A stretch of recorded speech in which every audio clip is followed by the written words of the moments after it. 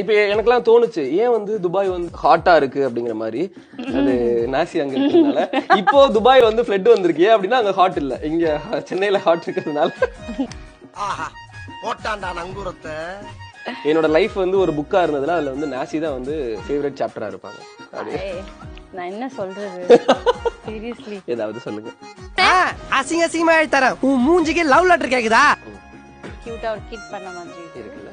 இந்த மாதிரி நான் நிறைய பண்ணுவேன். ஹேண்ட் கிராஃப்ட் வந்து எனக்கு மல்டி டேலண்டட் பர்சன். பட் இந்த வேர்ல்ட் வந்து சுருக்கமா சொல்ல போனா நான் ஒரு அறிவியல் புஸ்தகம் மாதிரி. அத திறந்து நீங்க உள்ள பாத்தீங்கன்னா கரையா அரிச்சிருக்கோம். சைனீஸா? சாம்பார் சாதம் எழுதிட்டு சைனீஸ் ஃபுட் வாங்கலாமா? அச்சச்சோ அச்சச்சோ எனக்கு வெக்கமா வருது அப்படிங்கிற மாதிரி இருக்கு. இப்ப ஸ்கூல் டைம்ல நமக்கு பிடிச்ச ஒரு பர்சன் இல்ல பிடிச்ச கிரஷ் அவங்க கிட்ட பேசினா கூட ஒளிஞ்சிருந்து பாப்போம் அவங்கள.